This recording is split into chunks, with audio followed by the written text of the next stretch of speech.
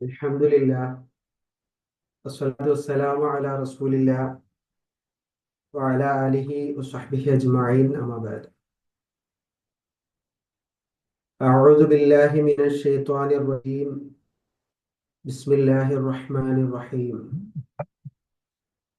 യാ അയ്യുഹല്ലദീന ആമനുത്തഖുല്ലാഹ ഹഖ്ക തുഖാതിഹി വലാ തമൂതുന്ന ഇല്ലാ വഅൻതും മുസ്ലിമൂൻ.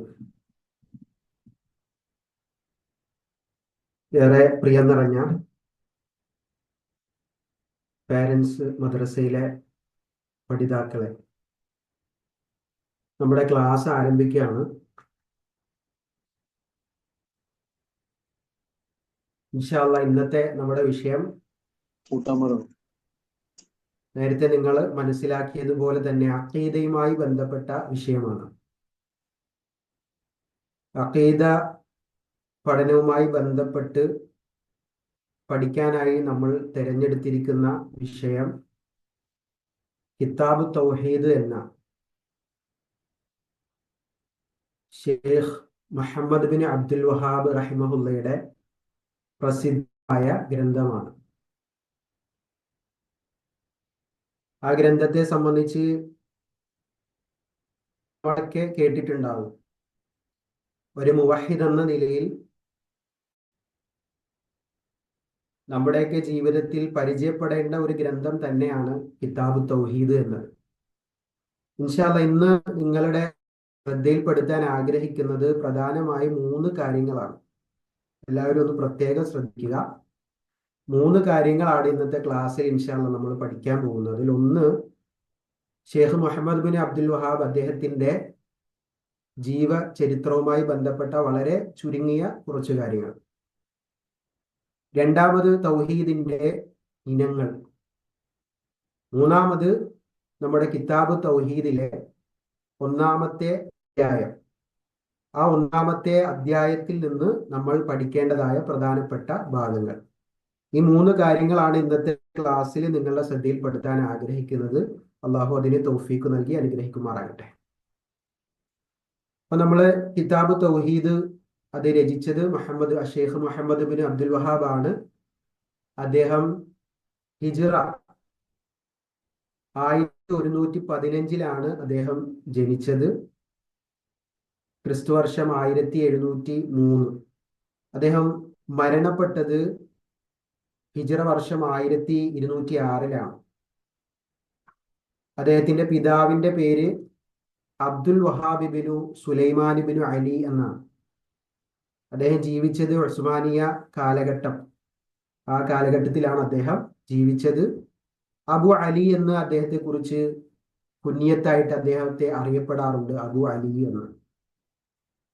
ഇനി അദ്ദേഹത്തിന്റെ അപരനാമം ഷെയ്ഖുൽ ഇസ്ലാം മുജദ്ദിദുൽ ഖർനു സാനി അശ്റ, 12-ാം നൂറ്റാണ്ടിന്റെ പരിഷ്കർത്താവ് എന്നാണ് അദ്ദേഹത്തെ കുറിച്ച് പ്രസിദ്ധി അറിയപ്പെട്ടിട്ടുള്ളത്.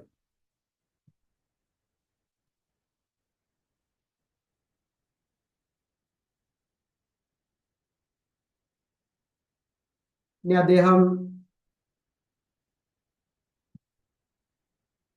പ്രധാനമായി വിജ്ഞാനം കരസ്ഥമാക്കിയത്, അദ്ദേഹത്തിന്റെ അറിവ്, അദ്ദേഹത്തിന്റെ പഠനം, അതൊക്കെ അദ്ദേഹം കരസ്ഥമാക്കിയത് പ്രധാനമായി അദ്ദേഹത്തിന്റെ ആദ്യ പ്രാഥമിക പാഠങ്ങൾ അദ്ദേഹം കരസ്ഥമാക്കിയത് അദ്ദേഹത്തിന്റെ പിതാവായ അബ്ദുൽ വഹാബ് ബിനു സുലൈമാൻ റഹിമഹുല്ല, അദ്ദേഹത്തിൽ നിന്നാണ് അദ്ദേഹം വിജ്ഞാനം കരസ്ഥമാക്കിയത്. അദ്ദേഹത്തിൽ നിന്ന്, പിതാവിൽ നിന്ന് തന്നെ തഫ്സീറും അതേപോലെ തന്നെ ഹദീസും കർമ്മശാസ്ത്രവും എല്ലാം അദ്ദേഹം ഓതിപ്പഠിച്ചു. 10-ാമത്തെ വയസ്സിൽ അദ്ദേഹം വിശുദ്ധ ഖുർആൻ മനഃപ്പാഠമാക്കി.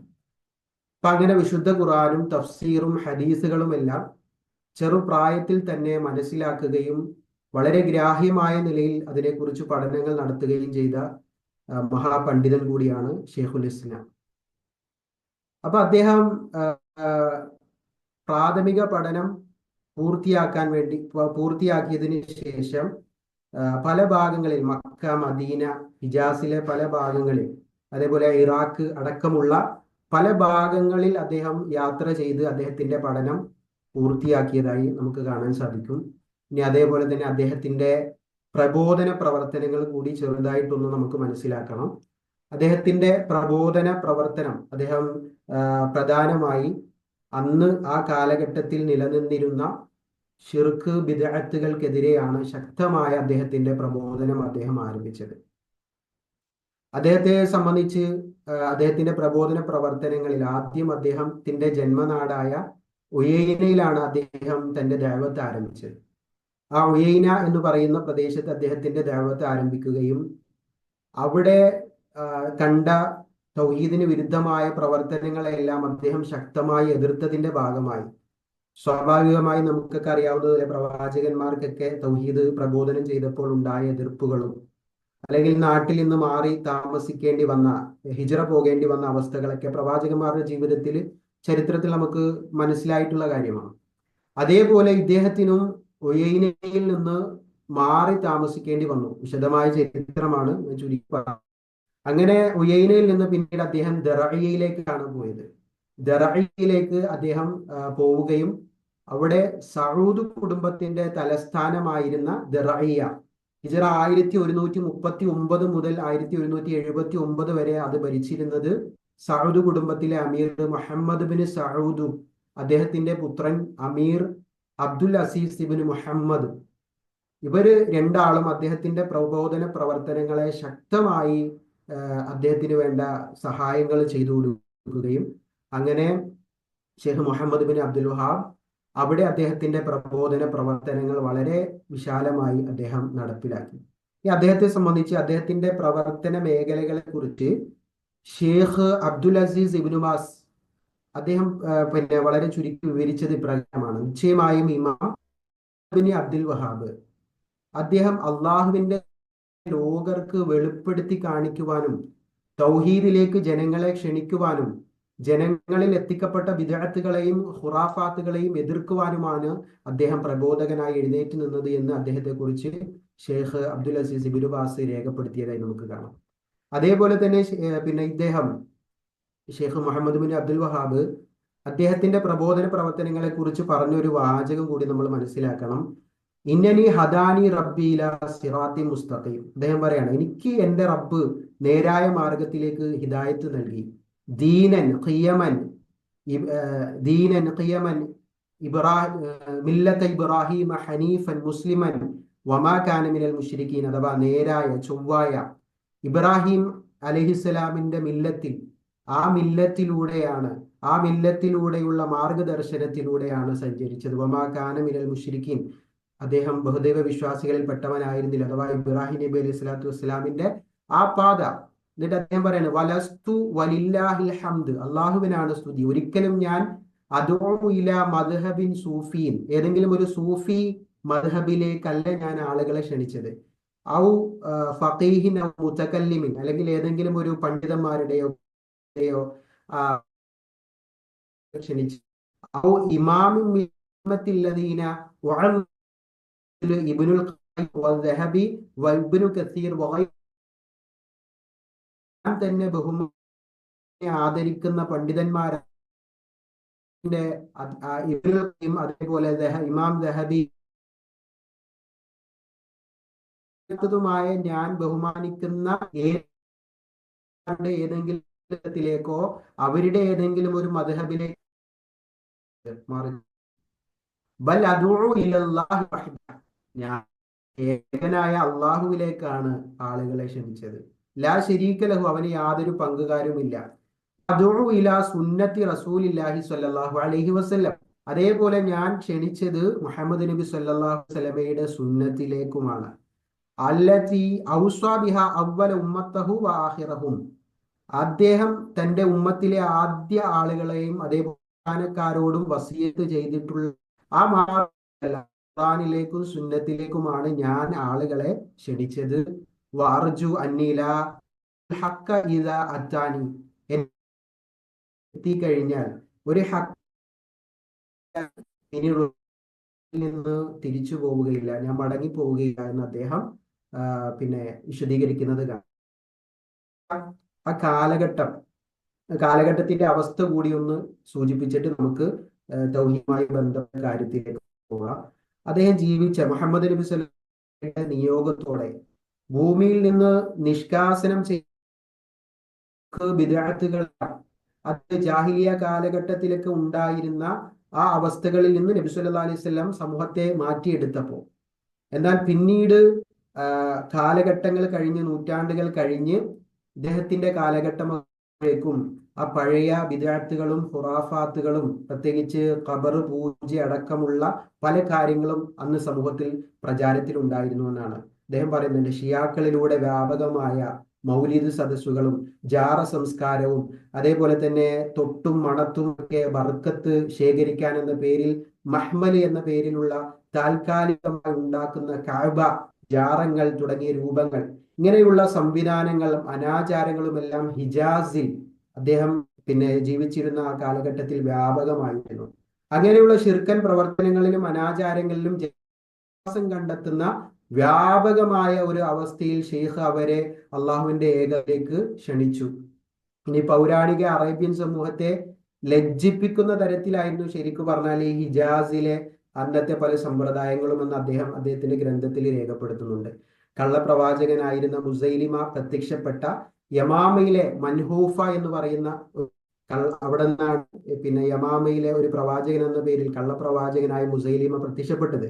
അവിടെ ഒരു മരത്തി പല വിശ്വാസങ്ങളും ഹിജാസ് പുലർത്തി വന്നിരുന്നു. അവിവാഹിതകളായ കന്യകമാർ ഭക്തി പുരസ്സരം ഈ മരത്തെ സന്ദർശിച്ചാൽ ആ വർഷം തന്നെ അവരുടെ മംഗല്യം നടക്കുമെന്നായിരുന്നു ചൂഷകന്മാരായ ഏജന്റുമാരുടെയൊക്കെ പ്രചരണം. അങ്ങനെ അദ്ദേഹം ദറഇയയിലെ ഒരു ഈ ആളുകള് അദ്ദേഹം പ്രബോധനം നടത്തിയ ആ ദറഇയയിലെ ഒരു ഗുഹയിലേക്കായിരുന്നു മസ്ജിദിലെ ആളുകൾ തീർത്ഥാടനത്തിന് പോകുന്നത് പോലെ ദറഇയയിലെ ഒരു ഗുഹയിലേക്ക് ആളുകൾ തീർത്ഥാടനത്തിന് വേണ്ടി പോകാറുണ്ടായിരുന്നു. അതേപോലെ ഈ വക സന്ദർശിച്ചു കഴിഞ്ഞാൽ സൗഭാഗ്യം വരുമെന്നും ജീവിതത്തിൽ പുണ്യം ലഭിക്കുമെന്നും എല്ലാം ജനങ്ങൾ വിശ്വസിച്ചിരുന്നു. അങ്ങനെയുള്ള ഒരു കാലഘട്ടമാണ് യഥാർത്ഥത്തിൽ ഇദ്ദേഹം തന്റെ പ്രബോധന പ്രവർത്തനങ്ങൾ ശക്തമാക്കി. അപ്പൊ നമ്മളൊന്നും ഈ ഒരു അന്നത്തെ അവസ്ഥ അദ്ദേഹം ഖുറാനും വിശുദ്ധ ഖുറാൻ പരിപൂർണമായി ഹൃദയസ്ഥമാക്കി, ഹദീസുകൾ മനഃപ്പാടമാക്കി, അതേപോലെ അദ്ദേഹം തഫ്സീറുകൾ പഠിച്ചു, കർമ്മശാസ്ത്രം പഠിച്ചു. ഇതെല്ലാം പഠിച്ചു മനസ്സിലാക്കിയ അദ്ദേഹത്തെ സംബന്ധിച്ചിടത്തോളം അദ്ദേഹത്തിന്റെ ചുറ്റും കാണുന്ന ഈ ശിർക്കുകളെ അദ്ദേഹം വല്ലാതെ അസ്വസ്ഥനായിരുന്നു. അതിൽ ജനങ്ങളെ ക്ഷണിക്കുകയും അതിൽ തൗഹീദിലേക്ക് കൊണ്ടുവരിക എന്ന ഒരൊറ്റ ഉദ്ദേശം, ഒറ്റ ലക്ഷ്യമായിരുന്നു പിന്നീട് അദ്ദേഹത്തിന്റെ ജീവിതത്തിൽ. അദ്ദേഹത്തിന്റെ ഗ്രന്ഥങ്ങൾ തന്നെ നമുക്ക് പരിശോധിച്ചാൽ അത് കാണാം. ഒരുപാട് ഗ്രന്ഥങ്ങൾ, കിതാബു തൗഹീദിനെ കുറിച്ച് ജനങ്ങൾക്ക് മനസ്സിലാക്കി കൊടുക്കുന്ന ഉസൂലു സലാത്ത അടക്കമുള്ള ഒരുപാട് ഗ്രന്ഥങ്ങൾ, അതൊക്കെ ഇൻഷാ അല്ലാഹ് പിന്നീട് എനിക്ക് നോട്ടായിട്ട് തരാം. ഒരുപാട് ഗ്രന്ഥങ്ങൾ അദ്ദേഹം രചിച്ചിട്ടുണ്ട്. അങ്ങനെ ആ ഗ്രന്ഥരചനയിലൂടെ എല്ലാം ഈ ഷിർക്ക് ബിദ്അത്തുകൾക്കെതിരെ ശക്തമായി പോരാടിയ ഒരു പണ്ഡിതൻ കൂടിയാണ് ഷെയ്ഖ് മുഹമ്മദ് നമ്മൾ ഈ ഗ്രന്ഥത്തിന്റെ കർത്താവായ മുഹമ്മദ് ബിൻ അബ്ദുൽ വഹാബ് എന്ന് നമ്മൾ മനസ്സിലാക്കുക. അദ്ദേഹത്തെ കുറിച്ച് ചരിത്രങ്ങളൊക്കെ ഉണ്ട്, നമുക്കറിയാം. ഇന്നത്തെ കാലഘട്ടത്തിൽ പോലും അദ്ദേഹം ഏറെ ചർച്ച ചെയ്യപ്പെട്ടുകൊണ്ടിരിക്കുന്നുണ്ട്. പ്രത്യേകിച്ച് പല പ്രഭാഷകരുടെയൊക്കെ പ്രഭാഷണങ്ങളിൽ ഈ അടുത്ത കാലത്ത് റഹ്മത്തുള്ള കാസിമിയെ പോലെയുള്ള പ്രഭാഷകരൊക്കെ അദ്ദേഹത്തെ വളരെ മോശമായിട്ടൊക്കെ ചിത്രീകരിക്കുന്ന ഒരു സംസാരങ്ങളൊക്കെ നമുക്കിന്ന് കേൾക്കാൻ സാധിക്കും. എന്നാൽ ഈ പറഞ്ഞ അവരുടെ തന്നെ സമസ്തയിലെ പണ്ഡിതന്മാരടക്കം നമ്മൾ പഠനം ആരംഭിക്കാൻ പോകുന്ന കിതാബ് തൗഹീദ് അവര് പഠിക്കുകയും അതവര് വായിച്ചു നോക്കുകയും പഠിക്കുകയും പഠിച്ചതിന് ശേഷം അതിനെ പദ്യരൂപത്തിലാക്കി, നമ്മളൊന്ന് ആലോചിച്ച് നോക്കുക. ഒരു ഗ്രന്ഥം വായിക്കുക, പഠിക്കുക എന്നത് തന്നെ വലിയ കാര്യമാണ്. എന്നിട്ട് അത് വായിച്ച് പഠിച്ച് അത് ഒരു പദ്യരൂപത്തിലേക്ക് അതിനെ എന്ത് ചെയ്യുക, പുനരാവിഷ്കരണം നടത്തുക. അങ്ങനെ പദ്യരൂപത്തിലേക്ക് അതിനെ മാറ്റി എഴുതിയ പണ്ഡിതന്മാർ വരെ, അബൂ സുഹൈൽ അൻവർ അബ്ദുള്ള അൽ ഫൽഫരി എന്നാണ് അദ്ദേഹത്തിന്റെ പേര്. അതുമായി ബന്ധപ്പെട്ട് പല ചർച്ചകളൊക്കെ നമ്മുടെ സമൂഹത്തിൽ നടക്കുന്നുണ്ട്. അപ്പോൾ ഈ പറഞ്ഞ നമ്മൾ നോക്കുമ്പോൾ ഈ സമസ്തയിലെ പണ്ഡിതന്മാരെ പോലും കിതാബ് തൗഹീദ് പഠിച്ച് അത് പദ്യരൂപത്തിലേക്ക് അതിന്റെ ഒരു രചന വരെ ഇന്ന് നമുക്ക് ഇവിടെ സുലഭമായി ലഭിക്കുന്നുണ്ട്. അതിൽ ഈ ഷെയ്ഖ് മുഹമ്മദ് ബിൻ അബ്ദുൽ വഹാബിനെ ആ പദ്യരൂപത്തിലേക്ക് അതിനെ ആക്കിയപ്പോൾ അതിനെ വിശദീകരിച്ചുകൊണ്ട് അവരെഴുതിയ അതിന്റെ ആമുഖത്തിലൊക്കെ ഫഹാദ നളുമു കിതാബു തൗഹീദ്, ഇത് കിതാബ് തൗഹീദിന്റെ പദ്യരൂപമാണ്. ലിൽ ഇമാം അൽ മുജദ്ദിദ് അഷെയ്ഖ് മുഹമ്മദ് ബിൻ അബ്ദുൽ വഹാബ്. അത് ആരുടെ ഗ്രന്ഥമാണെന്ന് അവര് എടുത്തു പറയുന്നുണ്ട്? മുജദ്ദിദായ, അഥവാ മുജദ്ദിദ് എന്ന് പറഞ്ഞാൽ പരിഷ്കർത്താവ്, മുജദ്ദിദായ പരിഷ്കർത്താവായ ഷെയ്ഖ് മുഹമ്മദ് ബിൻ അബ്ദുൽ വഹാബിന്റെ കിതാബ് തൗഹീദ് എന്ന ഗ്രന്ഥത്തിന്റെ പദ്യരൂപമാണ് ഇത് എന്ന് പറഞ്ഞുകൊണ്ടാണ് ഈ പറഞ്ഞ ഫളുഫരി ഉസ്താദ് അദ്ദേഹം ഈ കിതാബ് തൗഹീദിന്റെ പദ്യരൂപത്തിലുള്ള ഒരു ഗ്രന്ഥം രചിച്ചത്. അപ്പം ഒരിക്കലും അതുകൊണ്ട് തന്നെ ആർക്കും ഷെയ്ഖ് മുഹമ്മദ് ബിൻ അബ്ദുൽ വഹാബിനെ പോലെയുള്ള ഒരു പണ്ഡിതനെ എഴുതിത്തള്ളാൻ അത് ആർക്കും സാധിക്കില്ല എന്നതാണ്. ഒരുപാട് സംഭവങ്ങളുണ്ട്, ഞാൻ അതിന്റെ വിശദീകരണത്തിലേക്കൊന്നും പോകുന്നില്ല. അപ്പൊ അങ്ങനെയുള്ള വളരെ പ്രസിദ്ധമായ ഒരു ഗ്രന്ഥമാണ് നമ്മൾ പഠിക്കാൻ. അത് നമുക്ക് കിട്ടിയ വലിയൊരു അവസരമാണ്. അപ്പൊ ഇത് നമ്മൾ അതിന്റെ ഒരു പൂർത്തീകരണത്തിലേക്ക് എത്തിക്കാൻ കൂടി എല്ലാവരും പരിശ്രമിക്കണം. ഈ തുടക്കത്തിലുള്ള ഒരു ആവേശത്തിനപ്പുറം ഈ ഒരു കിതാബ് തൗഹീദ് മനസ്സിലാക്കിയാൽ തന്നെ നമുക്ക് ഏറ്റവും പ്രധാനം നമ്മുടെ അഖീദയാണ്, വിശ്വാസമാണ്. അത് കഴിഞ്ഞിട്ടേ ഇസ്ലാമിൽ മറ്റു കാര്യങ്ങൾക്ക് സ്ഥാനമുള്ളൂ. അപ്പൊ അതുകൊണ്ട് ഈ കിതാബ് തൗഹീദ് പഠിക്കാനുള്ള ഒരു അവസരം കിട്ടുക എന്നുള്ളത് നമ്മുടെ ജീവിതത്തിൽ നമുക്ക് കിട്ടിയ വലിയൊരു അവസരമാണ്. അത് ഒരിക്കലും നമ്മൾ ഇടക്ക് വെച്ച് അവസാനിപ്പിച്ചു പോകുന്ന ഒരവസ്ഥ ഉണ്ടാവരുത്. അത് മുഴുവനായി ഇൻഷാ അല്ലാഹ് പൂർത്തീകരിച്ച് പഠിക്കാൻ അള്ളാഹു നമുക്ക് എല്ലാവർക്കും തൗഫീഖ് നൽകി അനുഗ്രഹിക്കുമാറാകട്ടെ. അള്ളാഹു നമുക്ക് അതിനുള്ള വിശാലമായ അറിവും താല്പര്യവും നൽകി അനുഗ്രഹിക്കുമാറാകട്ടെ. ഇൻഷാ അല്ലാഹ് ഇനി നമ്മൾ ഇതിന്റെ പ്രധാനമായി ഗ്രന്ഥത്തിന്റെ പേര് കിതാബ് തൗഹീദ് എന്നാണല്ലോ. കിതാബു തൗഹീദ്, അപ്പൊ തൗഹീദിന്റെ ഗ്രന്ഥം എന്നാണ്. അപ്പൊ സ്വാഭാവികമായും എന്താണ് തൗഹീദ് എന്ന് നമ്മൾ ഒന്ന് മനസ്സിലാക്കണം. ആ തൗഹീദിനെ കുറിച്ചുള്ള വിശദീകരണമാണ് ഈ ഗ്രന്ഥം. അപ്പൊ അതില് പ്രധാനമായി തൗഹീദ് എന്ന് പറഞ്ഞാൽ വഹദ യുവഹിദു എന്ന അല്ലെങ്കിൽ അഫ്രദ എന്ന ആ പദത്തിൽ നിന്നാണ് തൗഹീദ് എന്ന പദം ഉണ്ടായിട്ടുള്ളത്. നമുക്ക് സ്ക്രീനിൽ കാണാം. അപ്പൊ തൗഹീദ് എന്ന് പറഞ്ഞാൽ അള്ളാഹുവിനെ ഏകനാക്കുക എന്നാണ് അതിന്റെ അർത്ഥം. വഹദ എന്ന് പറഞ്ഞാൽ ഏകനാക്കുക, ഒറ്റയാക്കുക എന്നാണ് അതിന്റെ അർത്ഥം. അഥവാ തൗഹീദ് ഏതൊക്കെ കാര്യത്തിലാണ് ഏകനാക്കേണ്ടത്? റുബൂബിയ, ഉലൂഹിയ, അസ്മാ വ സിഫാത്ത്. ഈ 3 വാക്കുകൾ നിങ്ങൾ നന്നായിട്ട് ഓർത്തു വെക്കുക. തൗഹീദ് അർ റുബൂബിയ, തൗഹീദ് അൽ ഉലൂഹിയ, തൗഹീദ് അസ്മാ വ സിഫാത്ത്. ഈ 3 കാര്യങ്ങളിലും അള്ളാഹുവിനെ ഏകനാക്കുക എന്നതാണ് ചുരുക്കി പറഞ്ഞാൽ തൗഹീദിന്റെ ആശയം. അപ്പൊ അതിനെ പണ്ഡിതന്മാര് വിശദീകരിക്കുന്ന നമുക്ക് കാണാം. അഖ്സാമു തൗഹീദി സലാസത്ത്. തൗഹീദിന്റെ ഇനങ്ങൾ എത്രയാണെന്ന് ചോദിച്ചാൽ അത് 3 ഇനങ്ങളാണ്. അഖ്സാമു തൗഹീദ്, തൗഹീദിന്റെ ഇനങ്ങൾ സലാസത്തുൻ, അത് 3ആണ്. അതേതൊക്കെയാണ്? ഒന്ന് തൗഹീദു റുബൂബിയ. തൗഹീദ് റുബൂബിയ എന്ന് പറഞ്ഞാൽ എന്താണ്? 3 കാര്യങ്ങൾ, ആ തൗഹീദ് റുബൂബിയയുമായി ബന്ധപ്പെട്ട 3 പദങ്ങൾ നമ്മൾ മനസ്സിലാക്കണം. ഒന്ന് ഖൽഖ്, 2 മുൽക്ക്, 3 തദ്ബീർ. ഇപ്പൊ ഖൽഖ്, മുൽക്ക്, തദ്ബീർ, ഈ 3 കാര്യങ്ങളും കൂടി ചേരുന്നതാണ് തൗഹീദു റുബൂബിയ എന്നത്. അഥവാ ഖൽഖ് എന്ന് പറഞ്ഞാൽ സൃഷ്ടിപ്പ്. അള്ളാഹു ആണ് എല്ലാ വസ്തുക്കളുടെയും സൃഷ്ടാവ്. അള്ളാഹു അല്ലാതെ മറ്റാരും ഒന്നും സൃഷ്ടിക്കുന്നില്ല. അതേപോലെ മുൽക്ക്, ത്തിന്റെയും ആധിപത്യം ആർക്കാണ്? അള്ളാഹുവിനാണ്. അള്ളാഹു അല്ലാതെ മറ്റാർക്കും യാതൊരു ആധിപത്യവുമില്ല.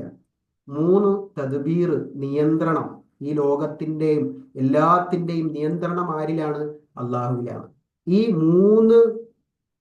മൂന്ന് കാര്യത്തിലും പരിപൂർണമായ ഏകത്വം, അതാണ് തൗഹീദ് റുബൂബിയ എന്ന് പറഞ്ഞാൽ. നിങ്ങളൊന്ന് മനസ്സിൽ പറഞ്ഞു നോക്കുക, എൻ്റെ കൂടെ ഒന്ന് പറഞ്ഞു നോക്കുക. ചോദിക്കാനും പറയാനുമുള്ള സമയം ഇല്ലാത്തത് കൊണ്ടാണ്. തൗഹീദ് റുബൂബിയ എന്ന് പറഞ്ഞാൽ ഖൽഖ്, മുൽക്ക്, തദ്ബീർ. സൃഷ്ടിപ്പിലും ആധിപത്യത്തിലും നിയന്ത്രണത്തിലും അള്ളാഹുവിനെ മാത്രം പരിമിതപ്പെടുത്തുക. ഇത് അള്ളാഹു അല്ലാത്ത ഒരാൾക്കും സ്ഥാനമില്ല. അതാണ് റുബൂബിയ. രണ്ടാമത് തൗഹീദുൽ ഉലൂഹിയയാണ്.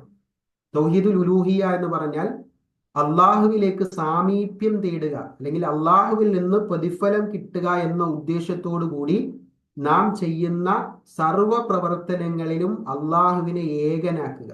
അഥവാ ആരാധനയിലുള്ള ഏകത്വം എന്നും അതിനെ ചുരുക്കി പറയാറുണ്ട്. തൗഹീദുൽ ഉലൂഹിയ എന്ന് പറഞ്ഞാൽ ആരാധനയിലുള്ള ഏകത്വം, അഥവാ അള്ളാഹുവിനെ മാത്രമേ ആരാധിക്കാൻ പാടുള്ളൂ എന്ന ആ ഒരു ഏകത്വം അത് തൗഹീദിന്റെ പിന്നെ ഇനങ്ങളിൽ ഏറ്റവും പ്രധാനപ്പെട്ട കാര്യമാണ്.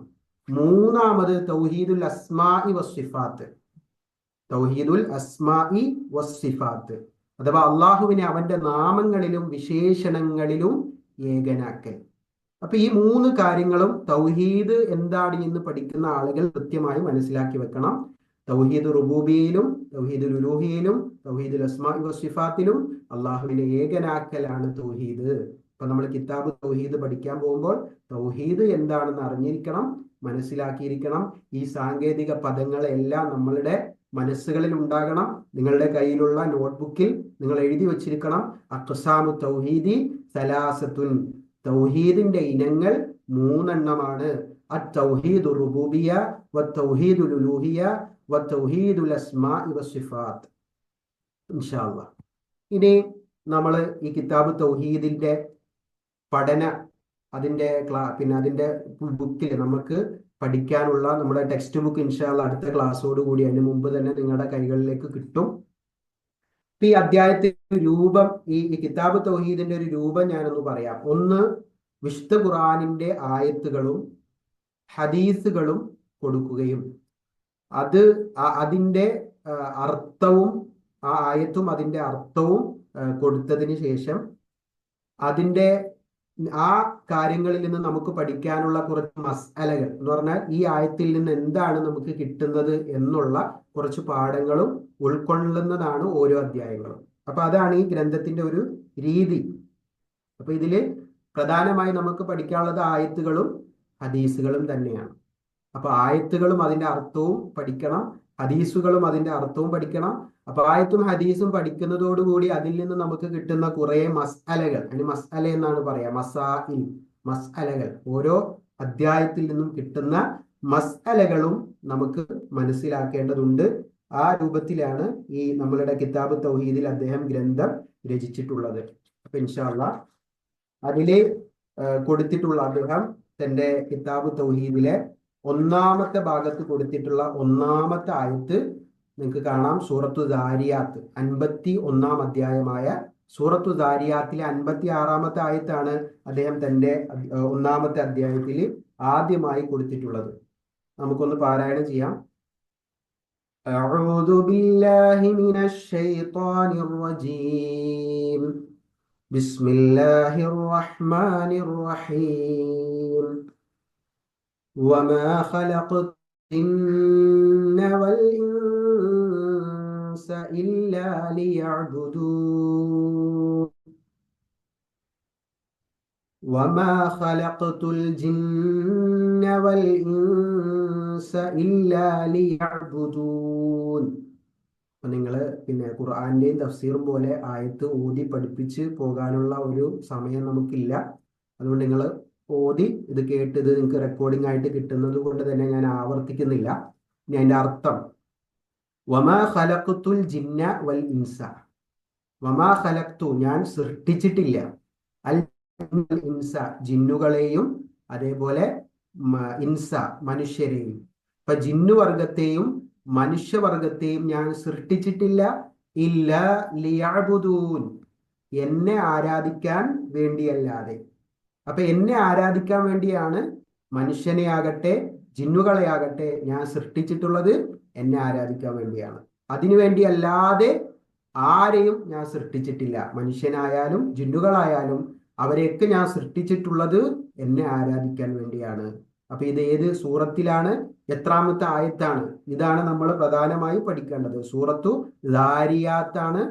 ദാരിയാത്തിന്റെ 56 ആയത്താണ്. സൂറത്തു ദാരിയാത്തിന്റെ 56 ആയത്ത് ഏതാണെന്ന് വെച്ചാൽ വമാ ഖലഖ്തുൽ ജിന്ന വൽ ഇൻസ ഇല്ലാ ലിയഅ്ബുദൂൻ, എന്നെ ആരാധിക്കാൻ വേണ്ടിയല്ലാതെ മനുഷ്യരെയും ജിന്നുകളെയും ഞാൻ സൃഷ്ടിച്ചിട്ടില്ല. ഇനി ഇവിടെ പറഞ്ഞ ഇല്ലാ ലിയഅ്ബുദൂൻ എന്ന് പറഞ്ഞാൽ എന്താണ്? ഇല്ലാ ലിയുവഹിദൂൻ എന്നാണ് അതിന്റെ തഫ്സീർ. എന്നെ ആരാധിക്കാൻ വേണ്ടി അല്ലാതെ എന്ന് പറഞ്ഞാൽ ഇല്ലാ ലിയുവഹിദൂൻ, എന്നെ ഏകനാക്കുന്നതിന് വേണ്ടിയല്ലാതെ. അള്ളാഹുവിനെ ആരാധിക്കുക എന്ന് പറഞ്ഞാൽ അള്ളാഹുവിനെ ഏകനാക്കുക എന്നാണ്. ഇപ്പൊ മനുഷ്യരെയും ജിന്നുകളെയും എല്ലാം സൃഷ്ടിച്ചതിന്റെ ജീവിത ലക്ഷ്യം തന്നെ തൗഹീദാണ് എന്നാണ്. ഇനി അദ്ദേഹം കൊടുത്ത രണ്ടാമത്തെ ആയത്ത്, ആ അധ്യായത്തിൽ ഒന്നാമത്തെ അധ്യായത്തിലെ അദ്ദേഹം കൊടുത്ത രണ്ടാമത്തെ ആയത്ത് നമുക്ക് നോക്കാം. അത് 16-ാം അധ്യായം സൂറത്തു നഹലിന്റെ 36-ാമത്തെ ആയത്താണ്. 16-ാം അധ്യായം സൂറത്തു നഹലിന്റെ 36-ാമത്തെ ആയത്ത്. وَلَقَدْ بَعَثْنَا فِي كُلِّ أُمَّةٍ رَسُولًا أَنِ اعْبُدُوا اللَّهَ وَاجْتَنِبُوا الطَّاغُوتَ. അപ്പൊ സൂറത്തു നഹലിലെ 36-ാമത്തെ ആയത്ത് വലഖദ് ബഅസ്ന, തീർച്ചയായും നാം അയച്ചു, നാം നിയോഗിച്ചു. ആരെ? ഫീ കുല്ലി ഉമ്മത്തിൻ, എല്ലാ സമൂഹത്തിലേക്കും റസൂലൻ. ആരെ അയച്ചു? റസൂലിനെ അയച്ചു, ദൂതന്മാരെ അയച്ചു. അപ്പൊ എല്ലാ സമൂഹത്തിലേക്കും നാം ദൂതന്മാരെ അയച്ചു. എന്തിനാണ് അയച്ചത്? അള്ളാഹുവിനെ ആരാധിക്കുവാനും വജ്തനിബുത്താവൂത്ത്, ദുർമൂർത്തികളെയും ചെയ്യണം. അപ്പൊ ഇതിനു വേണ്ടിയാണ് എല്ലാ സമുദായത്തിലേക്കും പ്രവാചകന്മാരെ അയച്ചത്. ഇപ്പൊ അള്ളാഹു പ്രവാചകന്മാരെ അയച്ചത് അള്ളാഹുവിനെ മാത്രം ആരാധിക്കുവാനും ദുർമൂർത്തികളെ വെടിയുവാനും. ദുർമൂർത്തികൾ എന്ന് പറഞ്ഞാൽ ത്വാവൂത്തിന്റെ വിശദീകരണം എന്താണ്? ത്വാവൂത്ത് അള്ളാഹുവിന് പുറമെ ആരാധിക്കപ്പെടുന്ന സകലതിനും ത്വാവൂത്ത് എന്ന് പറയാം. എന്താണ് ത്വാവൂത്ത്? നിങ്ങൾ ശ്രദ്ധിക്കണം. ത്വാവൂത്ത് എന്ന് പറഞ്ഞാൽ അള്ളാഹുവിന് പുറമെ ആരാധിക്കപ്പെടുന്ന സർവ്വത്, അത് മനുഷ്യനാകട്ടെ, മൃഗങ്ങളാകട്ടെ, വസ്തുക്കളാകട്ടെ, കല്ലുകളാകട്ടെ, എന്തും അള്ളാഹുവിന് പുറമെ ആരാധിക്കപ്പെട്ടുകൊണ്ടിരിക്കുന്ന സർവ്വതും എന്താണ്? ത്വാവൂത്തുകളാണ്. അപ്പൊ ആ ത്വാവൂത്തിനെ എല്ലാം നമ്മൾ എന്ത് ചെയ്യണം? വെടിയണം. അപ്പൊ ആ താവൂത്തുകളെ എല്ലാം വെടിയുമ്പോഴാണ്, താവൂത്തിനെ വെടിയുകയും അള്ളാഹുവിനെ മാത്രം ആരാധിക്കുകയും ചെയ്യുമ്പോഴാണ് തൗഹീദ് പൂർണ്ണമാകുന്നത്. അപ്പൊ ഇത് പ്രബോധനം ചെയ്യാൻ വേണ്ടിയാണ് എല്ലാ പ്രവാചകന്മാരെയും അയച്ചത് എന്ന് സൂറത്തു നഹലിൽ അള്ളാഹു ഓർമ്മപ്പെടുത്തുന്നു. ഇനി അദ്ദേഹം ആ ഗ്രന്ഥത്തിൽ കൊണ്ടുവരുന്ന മൂന്നാമത്തെ ആയത്ത്, وَقَضَى رَبُّكَ أَلَّا تَعْبُدُوا إِلَّا إِيَّاهُ وَبِالْوَالِدَيْنِ إِحْسَانًا وَقَضَى رَبُّكَ أَلَّا تَعْبُدُوا إِلَّا إِيَّاهُ وَبِالْوَالِدَيْنِ إِحْسَانًا. ആയത്തിന്റെ മുഴുവനില്ല, ഇത് നമ്മുടെ വിഷയവുമായി ബന്ധപ്പെട്ട ഭാഗം മാത്രമേ ഞാൻ വായിക്കുന്നുള്ളൂ. വഖളാ റബ്ബുക, നിന്റെ റബ്ബ് വിധിച്ചിരിക്കുന്നു. അഥവാ നബി സല്ലല്ലാഹു അലൈഹി വസല്ലമയെ അഭിസംബോധന ചെയ്താ പറയുന്നത്. നിന്റെ റബ്ബ് വിധിച്ചിരിക്കുന്നു എന്ന് പറഞ്ഞാൽ നബി സല്ലല്ലാഹു അലൈഹി വസല്ലമയെ ഖിതാബത്ത് നടത്തിക്കൊണ്ടാണ്, നബിയെ അഭിസംബോധന ചെയ്തുകൊണ്ട് പറയാണ്. വഖളാ റബ്ബുക അല്ലാ തഅബുദൂ ഇല്ലാ ഇയ്യാഹു, അവനെ അല്ലാതെ നിങ്ങൾ ആരാധിക്കരുത്. അല്ലാ തഅബുദൂ, നിങ്ങൾ ആരാധിക്കരുത്. ഇല്ലാ ഇയ്യാഹു, അവനെ അല്ലാതെ. അപ്പം അള്ളാഹു വിധിച്ചിരിക്കുന്നു എന്ന് പറഞ്ഞു. ഒന്നാമത് പറഞ്ഞ സംഗതി അവനെ അല്ലാതെ നിങ്ങൾ ആരാധിക്കരുത്. വബിൽ വാലിദൈനി ഇഹ്സാന, രണ്ടാമത് പറഞ്ഞത് മാതാപിതാക്കളോട് ഏറ്റവും നന്നായി നിങ്ങൾ പെരുമാറുകയും ചെയ്യണം. അപ്പൊ ഇതാണ് അദ്ദേഹം കൊടുത്ത മൂന്നാമത്തെ ആയത്ത്. അപ്പം ഈ ആയത്തൊക്കെ വിശദീകരിക്കാനുണ്ട്. അത് അവസാനം അതിന്റെ മസാലകളൊക്കെ പറയുമ്പോഴും അതിന്റെ വിശദീകരണം വരുന്നത് കൊണ്ടാണ് ഞാൻ ഇവിടെ കൂടുതൽ വിശദീകരിക്കാത്തത്. ഇവിടെ നമ്മൾ ആദ്യം ഈ ആയത്തും അതിന്റെ അർത്ഥവും നമ്മുടെ മനസ്സിൽ നന്നായി കൊണ്ടുവരിക. അപ്പം പിന്നെ മൂന്നായത്തുകൾ ഞാൻ പറഞ്ഞു. ഒന്ന് സൂറത്തു ദാരിയാത്തിലെ 56-ാമത്തെ ആയത്ത്, 2 സൂറത്തു നഹലിലെ 36-ാമത്തെ ആയത്ത്, 3 സൂറത്തു ഇസ്രായിലെ 23-ാമത്തെ ആയത്ത്. ഇനി പിന്നെ നാലാമത് സൂറത്തു നിസായിലെ ആയത്താണ് അദ്ദേഹം കൊടുത്തിട്ടുള്ളത്. പിന്നെ വഅ്ബുദുല്ലാഹ വലാ തുശ്രികൂ ബിഹി ശൈആ. വഅ്ബുദുല്ലാഹ്, നിങ്ങൾ അല്ലാഹുവിനെ ആരാധിക്കുക. വലാ തുശ്രികൂ ബിഹി ശൈആ, യാതൊരു കാര്യത്തിലും നിങ്ങൾ അവനിൽ പങ്കു ചേർക്കരുത്.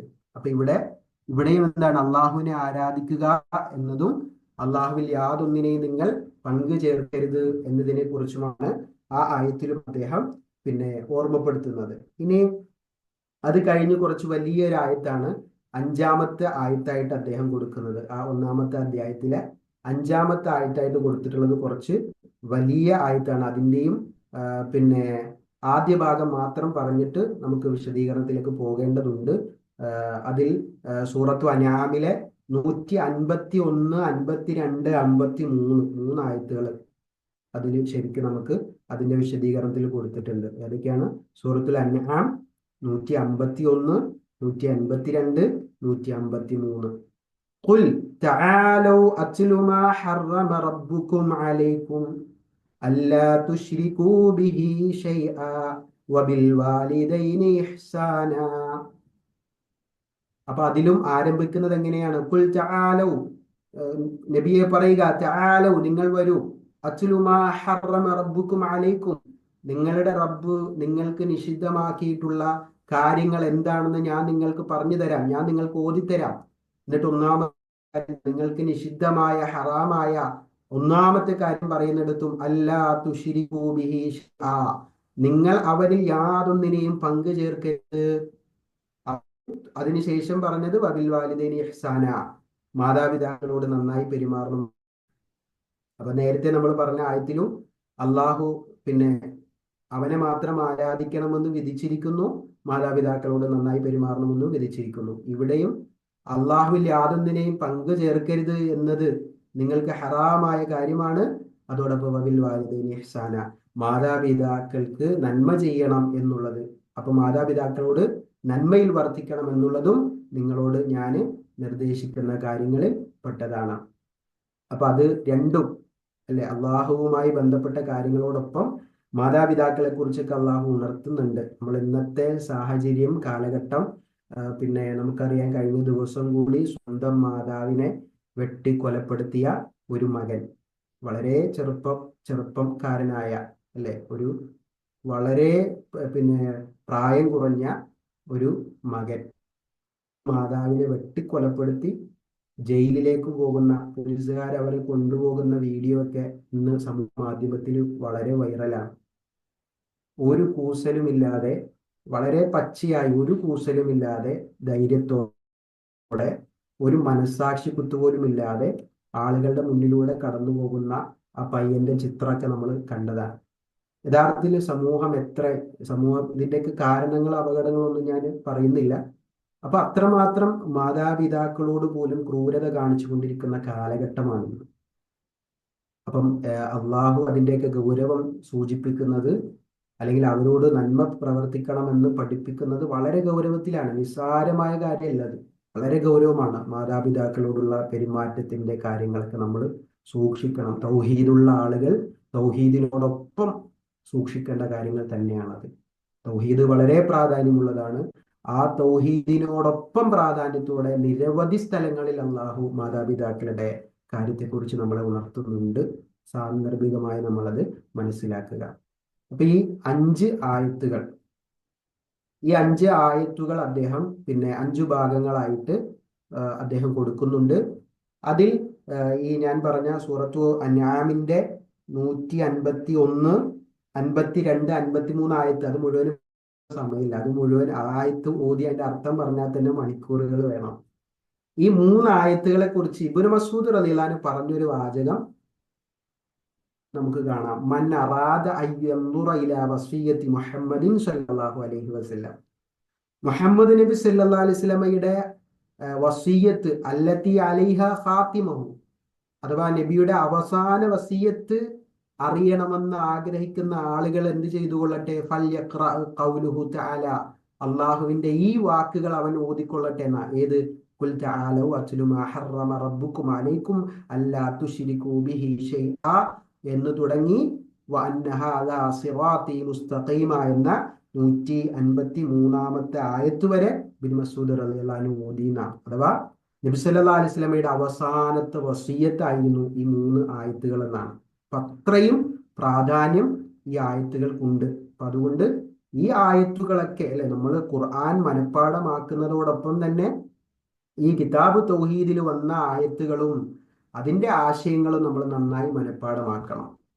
ഇൻഷാ അല്ലാഹ് ഇനി ഒരു ഹദീസ് കൂടി അദ്ദേഹം അതിൽ കൊടുക്കുന്നുണ്ട്. പിന്നെ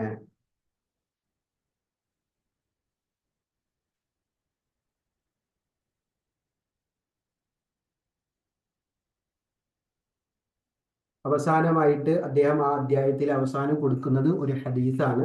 ആ ഹദീസും വളരെ പ്രാധാന്യത്തോടു കൂടി നമ്മൾ മനസ്സിലാക്കുക. അവിടെ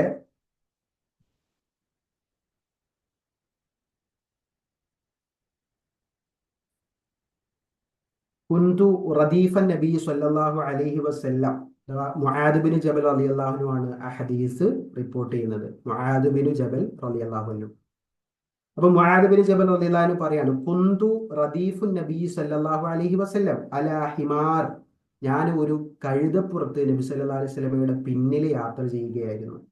ഫഖാല ലി, അപ്പൊ അദ്ദേഹം എന്നോട് പറഞ്ഞു, യാ മുആദ്, മുആദേ, അതദ്രി മാ ഹഖ്ഖുല്ലാഹി അലൽ ഇബാദി വമാ ഹഖ്ഖുൽ ഇബാദി അലല്ലാഹ്.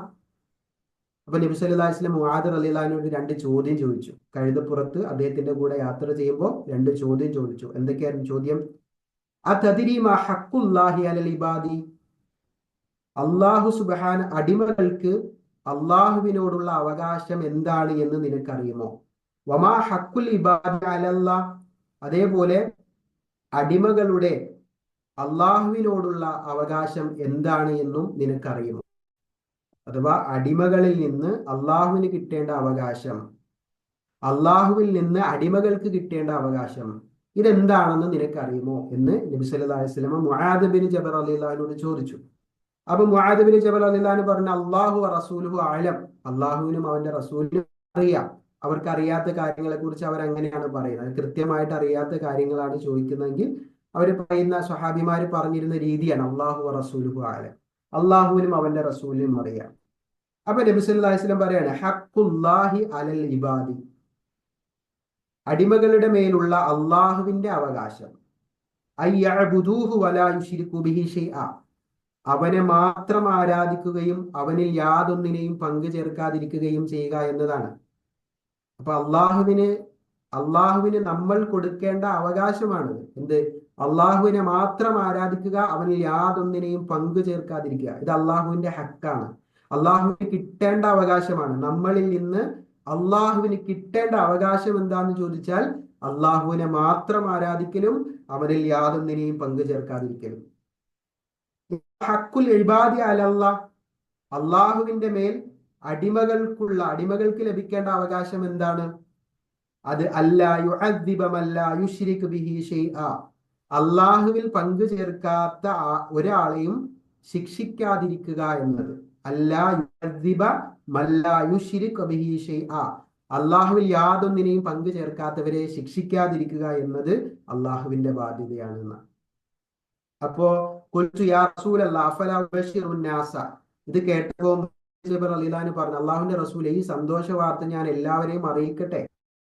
അപ്പൊ ഖാല ലാ തുബശ്ശിർഹും ഫയത്തകിലു, അപ്പോ നബി സല്ലല്ലാഹു അലൈഹി വസല്ലം പറയാം, നീ ഇപ്പോൾ ഇത് അറിയിക്കണ്ട, ഫയത്തകിലു, അപ്പോൾ അവർ അതിൽ മാത്രം ഇങ്ങനെ അതിലേക്ക് അവർ എന്ന് പറഞ്ഞാൽ അത് മാത്രം മതിയെന്ന് അവര് വിചാരിച്ചു പോകും. അഥവാ അള്ളാഹുവിനെ മാത്രം ആരാധിച്ച് അവന് യാതൊന്നിനെയും പങ്കു ചേർക്കാതെ ജീവിച്ചാൽ അള്ളാഹു ശിക്ഷിക്കുകയില്ല എന്നത് അള്ളാഹുവിന് നമ്മളോടുള്ള ഹക്കാണ് എന്ന് അവർ മനസ്സിലാക്കി കഴിഞ്ഞാൽ പിന്നീട് അവർ അതിൽ മാത്രം ചുരുങ്ങിപ്പോകും. അപ്പൊ അതുകൊണ്ട് ഇപ്പോൾ നീ ഇത് അറിയിക്കണ്ട എന്നുകൂടി റസൂലുള്ളാഹി സ്വല്ലല്ലാഹു അലൈഹി വസല്ലം മുആദ് ബിൻ ജബൽ റളിയല്ലാഹു അൻഹുവിനെ അറിയിക്കുന്നുണ്ട്. അപ്പൊ ഇതാണ് നമ്മുടെ അധ്യായത്തിലെ പ്രധാനപ്പെട്ട ഭാഗങ്ങൾ. ഇത്രയും കാര്യങ്ങളാണ് നമ്മുടെ കിതാബ് തൗഹീദിൽ അദ്ദേഹം കൊടുത്തിട്ടുള്ള കാര്യങ്ങൾ. ഇനി ഇതിൽ നിന്ന് ഈ പറഞ്ഞ കാര്യങ്ങളിൽ നിന്ന് ഓരോ കാര്യങ്ങൾ ഞാൻ 5 ആയത്തുകൾ പറഞ്ഞ 5 ഭാഗമായിട്ട് ആയത്തുകൾ പറഞ്ഞു. അതിൽ ലാസ്റ്റ് പറഞ്ഞതിൽ 3 ആയത്തുകൾ വന്നിട്ടുണ്ട്. അങ്ങനെ നമ്മൾ മനസ്സിലാക്കിയ 5 ആയത്തുകളും ഒരു ഹദീസും, ഈ 5 ആയത്തിൽ നിന്നും ഒരു ഹദീസിൽ നിന്നും നമുക്ക് മനസ്സിലാക്കാനുള്ള ധാരാളം കാര്യങ്ങൾ അദ്ദേഹം തന്റെ ഗ്രന്ഥത്തിൽ വിശദീകരിക്കുന്നുണ്ട്. അതിന്റെ പ്രാധാന്യത്തെക്കുറിച്ച് ഏകദേശം 24ഓളം കാര്യങ്ങൾ, 1-2 അല്ല, ഈ ആയത്തുകളെ ഹദീസും പറഞ്ഞതിന് ശേഷം ഏകദേശം 24 മസ്അലകൾ അദ്ദേഹം ഇതിൽ നിന്ന് നമുക്ക് കിട്ടുന്ന പാഠങ്ങളായിട്ട് അദ്ദേഹം പഠിപ്പിക്കുന്നുണ്ട്. അപ്പൊ അത് നമ്മൾ മനസ്സിലാക്കേണ്ടതുണ്ട്. ഒന്ന്, അദ്ദേഹം പറയുന്നത് അൽ ഊല ഫിഹി മസായിലുൻ, ഇതിൽ കുറെ പാഠങ്ങളുണ്ട്. അൽ ഊല എന്ന് പറഞ്ഞ അദ്ദേഹം പറയാണ് അൽ ഹിക്മത്തു ഫി ഖൽഖിൽ ജിന്നി വൽ ഇൻസി, എന്തിനാണ് മനുഷ്യരെയും ജിന്നുകളെയും സൃഷ്ടിച്ചത് എന്ന് അതിന്റെ യുക്തി. അപ്പൊ നമ്മൾ ഒന്നാമത് പഠിച്ച ആയത്തിനെ കുറിച്ചാണ് പറഞ്ഞത്. ഈ ആയത്തുകളിൽ നിന്ന് നമുക്ക് കിട്ടേണ്ട പാഠങ്ങളിൽ ഒന്നെന്താണ്? അൽ ഹിക്മത്തു ഫി ഖൽഖിൽ ജിന്നി വൽ ഇൻസി, മനുഷ്യരെയും ജിന്നുകളെയും സൃഷ്ടിച്ചത് എന്തിനാണ് എന്നതിനെ കുറിച്ച്.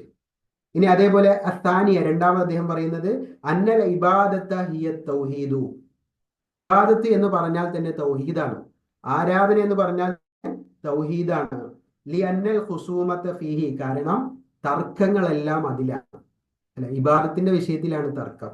സൃഷ്ടാവ് ആരാണ്, സംരക്ഷകൻ ആരാണ് എന്നതിലൊന്നും കാര്യമായ തർക്കമില്ല. പിന്നെ തർക്കമുള്ളത് എവിടെയാണ്? ഉലൂഹിയത്തിന്റെ വിഷയത്തിലാണ്, ആരാധനയുടെ വിഷയത്തിലാണ്. അപ്പൊ അതുകൊണ്ട് ഈ ഇബാദത്ത് എന്ന് പറഞ്ഞാൽ, ആരാധന എന്ന് പറഞ്ഞാൽ തന്നെ അത് തൗഹീദാണ് എന്ന് അദ്ദേഹം വിശദീകരിക്കുന്നുണ്ട്. കാരണം പിന്നെ ഒരു കുദ്സിയായ ഹദീസിൽ കാണാലോ, ഖാല അല്ലാഹു തആല, അല്ലാഹു തആല പറഞ്ഞു, അന അഗ്ന ശുറകാഇ അനി ശിർക്കി, ഞാൻ ഈ ഷിർക്ക് ചെയ്യുന്ന ആളുകളിൽ നിന്ന് ഞാൻ ആരാണ്? പിന്നെ നിരാശ്രയനാണ്, അഥവാ എനിക്ക് അവരുടെ ഷിർക്ക് എനിക്കൊരാവശ്യവുമില്ല. മൻ അമില അമലൻ അഷ്റകമായി ഗൈരി, ഞാനല്ലാത്ത ഒരാളിൽ പങ്കു ചേർത്തുകൊണ്ട് ഒരു പ്രവൃത്തി ഒരാൾ ചെയ്താൽ തറക്തുഹു വഷിർക്കഹു, അവനെയും അവന്റെ ഷിർക്കിനെയും അഥവാ അവൻ പങ്കു ചേർത്തതിനെയും ഞാൻ ഉപേക്ഷിക്കുന്നതാണ്. എന്ന് പറഞ്ഞാൽ അള്ളാഹുവിൽ പങ്കു ചേർത്തുകൊണ്ട് ഒരാൾ ഒരു കർമ്മം ചെയ്താൽ അള്ളാഹുവിന് ആ കർമ്മവും ആവശ്യമില്ല, ആ കർമ്മം ചെയ്തവനെയും ആവശ്യമില്ല എന്ന്, അതൊക്കെ അള്ളാഹു ഉപേക്ഷിക്കും. ഇനി അതേപോലെ ഖുർആന്റെ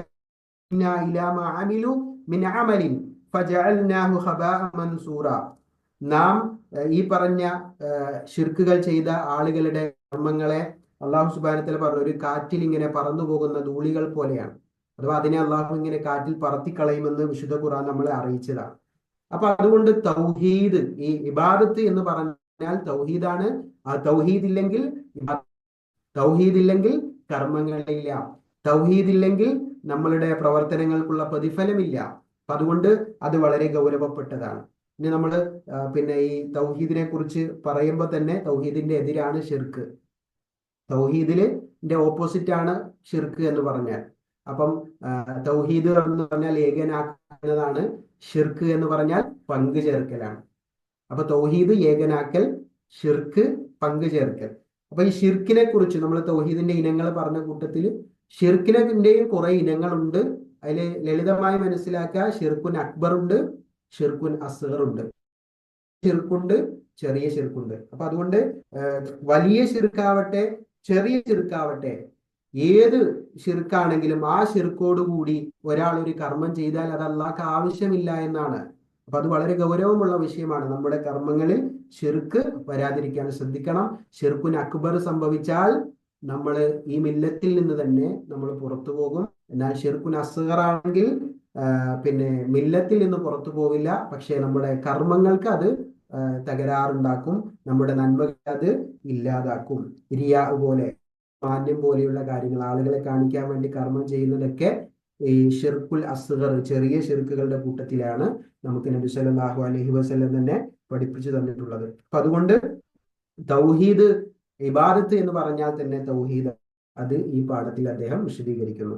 മൂന്നാം അദ്ദേഹം പറയുന്നത് അന്ന മല്ലം യഅതി യഅബുദില്ലാഹ ഫഫീഹി മഅന ഖൗലുഹു വലാ അൻതും ആബിദൂന മാ അഅബുദു. അദ്ദേഹം പറയാം, നിങ്ങൾ പിന്നെ അന്ന മല്ലം യഅതി ബിഹി യഅബുദില്ലാ, ഈ തൗഹീദ് ഇല്ലാതെ ഒരാൾ ഒരു കാര്യം കൊണ്ടുവന്നാൽ അവനെ ആരാധിക്കുന്നില്ല എന്നാണ്. അഥവാ തൗഹീദ് ഇല്ലാതെ ഒരാൾ ഒരു കാര്യം ചെയ്താൽ ശരിക്കും അവൻ അള്ളാഹുവിനെ ആരാധിക്കാത്തവനെ പോലെയാണ്. അതിന് അദ്ദേഹം തെളിവ് കൊടുക്കുന്നത് വല അന്തും ആബിദു മാ അഅബുദു എന്ന സൂറത്തുൽ കാഫിറൂനിലെ ആയത്ത. അതായത് നിങ്ങൾ ആരാധിക്കുന്നതിനെ, വല അന്തും നിങ്ങളല്ല, ആബിദൂന മാ അഅബുദു ഞാൻ ആരാധിക്കുന്നതിനെ ആരാധിക്കുന്നവർ. അവർ അള്ളാഹുവിനെ ആരാധിക്കുന്നുണ്ടായിരുന്നു, അല്ലെ, അള്ളാഹുവിന് വേണ്ടി പല ഇബാദത്തുകൾ അവർ ചെയ്യുന്നുണ്ടായിരുന്നു. പക്ഷെ എന്നിട്ട് നബി സല്ലല്ലാഹു അലൈഹി വസല്ലം അവരോട് പറഞ്ഞു, പിന്നെ ഞാൻ ആരാധിക്കുന്നതിനെ നിങ്ങൾ ആരാധിക്കുന്നില്ല എന്ന് പറഞ്ഞതിന്റെ കാരണം അവര് അള്ളാഹുവിനുള്ള ഇബാദത്തുകൾ ചെയ്യുന്നുണ്ടെങ്കിലും തൗഹീദ് ഇല്ലാതെയാണ് അവർ ചെയ്യുന്നത്. അതുകൊണ്ട് അത് അള്ളാഹുവിനുള്ള ഇബാദത്ത് ആവുകയില്ല. അപ്പൊ അതുകൊണ്ട് തൗഹീദ് ഇല്ലെങ്കിൽ ശരിക്കും അവൻ അള്ളാഹുവിനെ ആരാധിക്കുന്നവനല്ല എന്ന് തന്നെ പറയാം. ഇനി അറാബിയത്തു, നാലാമത് അദ്ദേഹം പറയുന്നത്, ഈ ഭാഗത്തിൽ നിന്ന് നാലാമത് നമുക്ക് പഠിക്കാനുള്ളത് അൽ ഹിക്മത്തു ഫീ ഇർസാലി റുസുലി വൽ അംബിയാ, പ്രവാചകന്മാരെയും നബിമാരെയും പ്രവാചകന്മാരെയും അയച്ചതിന്റെ ലക്ഷ്യമാണ്, യുക്തിയാണ്. അള്ളാഹു പ്രവാചകന്മാരെ അയച്ചത് എന്ന് ഈ അധ്യായത്തിൽ അള്ളാഹു വിശദീകരിക്കുന്നുണ്ട്. നമ്മൾ നേരത്തെ പറഞ്ഞു, വലക്കത് ബഅസ്നാ ഫീ കുല്ലി ഉമ്മത്തി റസൂല, എല്ലാ സമുദായത്തിലേക്കും അള്ളാഹു പ്രവാചകന്മാരെ അയച്ചു. അനിഅ്ബുദുല്ലാഹ വജ്തനിബു ത്വാഗൂത്ത്, രണ്ട് കാര്യങ്ങളാണ് അവിടെ അള്ളാഹു പറഞ്ഞത്. അപ്പം പ്രവാചകന്മാരെ അയച്ചതിന്റെ ലക്ഷ്യം ഈ അധ്യായത്തിലുണ്ട്. എന്തൊക്കെയാണ് പ്രവാചകന്മാരെ അയച്ചതിന്റെ ലക്ഷ്യം? ഒന്ന്, ഇഖാമത്തുൽ ഹുജ്ജ, തെളിവുകൾ സമർത്ഥിക്കാൻ. പ്രവാചകന്മാരെ അള്ളാഹു അയക്കുന്ന അതിനാണ്. തെളിവുകൾ, അള്ളാഹുവിൽ നിന്നുള്ള തെളിവുകൾ വിശദീകരിച്ചു കൊടുക്കണം. അത് അനുകൂലമായും പ്രതികൂലമായും അവർക്ക് വരും. അഥവാ പരലോകത്ത് ആഖിറത്തിൽ വരുമ്പോൾ ഈ പ്രവാചകന്മാർ പറഞ്ഞത് നിഷേധിച്ചതിനെ അവർക്കുള്ള തെളിവുകളാക്കി അള്ളാഹു കൊണ്ടുവരും. ദുനിയാവിൽ പറഞ്ഞ തെളിവുകൾ മനസ്സിലാക്കി അള്ളാഹുവിനുള്ള ഇബാദത്ത്, അള്ളാഹുവിനെ മാത്രം ഏകനാക്കാൻ, അള്ളാഹുവിനെ മാത്രം ആരാധിച്ച് അള്ളാഹുവിൽ യാതൊന്നിനെയും പങ്കു ചേർക്കാതിരിക്കാനുള്ള തെളിവുകൾ മനസ്സിലാക്കി ജീവിക്കാൻ. അപ്പം പ്രവാചകന്മാരുടെ അയച്ചതിലെ ഒരു യുക്തി എന്താണ്? ഇഖാമത്തുൽ ഹുജ്ജ, തെളിവുകൾ ഹാജരാക്കാൻ, തെളിവുകൾ വ്യക്തമാക്കി കൊടുക്കാൻ. രണ്ടാമത് ആരാണ്? വമാ അർസൽനാക ഇല്ലാ റഹ്മത്തൽ ലിൽ ആലമീൻ, ലോകത്ത് കാരുണ്യമായിട്ടല്ല നബിയെ താങ്കളെ അയച്ചിട്ടില്ല എന്ന് ഖുർആൻ. അപ്പം കാരുണ്യങ്ങൾക്ക് ആ കാരുണ്യത്തിന്റെ സന്ദേശങ്ങൾ പകർന്നു നൽകാനും കാരുണ്യത്തിന്റെ മാതൃകകൾ കാണിച്ചു കൊടുക്കാനും, അതേപോലെ ഉസ്വത്തുൻ ഹസന, നല്ല മാതൃകകളും, ഖുദ്വത്തൻ ഹസന, നല്ല പിൻപറ്റുവാനുള്ള, അനുധാവനം ചെയ്യുവാനുള്ള മാർഗങ്ങൾ കാണിച്ചു കൊടുക്കുക, ഉത്തമ തലമുറയായിട്ട് ഒരു സമൂഹത്തെ വാർത്തെടുക്കുക. അതാണ് ഖുദ്വ, നല്ല ജനങ്ങൾക്ക് കാണിച്ചു കൊടുക്കുക. ഇതെല്ലാം പ്രവാചകന്മാരെ അയച്ചതിലുള്ള യുക്തിയാണ്. എന്നാൽ ഇതെല്ലാം ലഭിക്കണമെങ്കിൽ എല്ലാ പ്രവാചകന്മാരും ആ സമൂഹത്തോട് പറഞ്ഞ കാര്യം എന്തായിരുന്നു? അള്ളാഹുവിനെ ആരാധിക്കണം, ദുർമൂർത്തികളെ വെടിയണം. ഈ ആയത്തില് രണ്ട് റുക്കുനുകൾ ഉണ്ട് എന്നാണ്. തൗഹീദിന്റെ രണ്ട് റുക്കിന് ഈ ആയത്തിലുണ്ട്. ഏതായത്തില്? നമ്മൾ നേരത്തെ പറഞ്ഞ സൂറത്തു നഹ്ലിലെ 36-ാമത്തെ ആയത്തില് രണ്ട് റുക്കുനുകളുണ്ട്. ശ്രദ്ധിക്കണേ, നോട്ട്ബുക്ക് ഉള്ള ആളുകൾ എഴുതി വെക്കണേ. ഈ സൂറത്തു നഹ്ലിലെ 36-ാമത്തെ ആയത്തിൽ രണ്ട് റുക്കുനുകൾ ഉണ്ട്. ഏതൊക്കെയാണ് ആ തൗഹീദിന്റെ രണ്ട് റുക്കുനുകൾ? ഒന്ന് നഫി, രണ്ട് ഇസ്ബാത്ത്. അഥവാ നഫി ഉണ്ട്, ഇസ്ബാത്ത് ഉണ്ട്. നഫി എന്ന് പറഞ്ഞാൽ ഒരു കാര്യത്തെ പരിപൂർണമായി നിഷേധിക്കുക. നോക്കൂ നിങ്ങൾ, അല്ലെ, തൗഹീദിന്റെ രണ്ട് റുക്കിനിൽ ഒന്നെന്താണ്? നഫിയാണ്.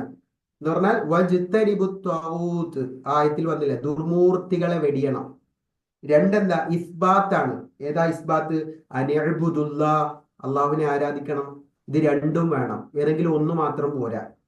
അപ്പൊ എന്തൊക്കെ തൗഹീദിന്റെ രണ്ട് റുക്കിന്? ഇസ്ബാത്ത്, നഫി. ഇസ്ബാത്ത്, ഇപ്പൊ നമ്മൾ ലാ ഇലാഹ ഇല്ലല്ലാഹ് എന്ന് പറയില്ല.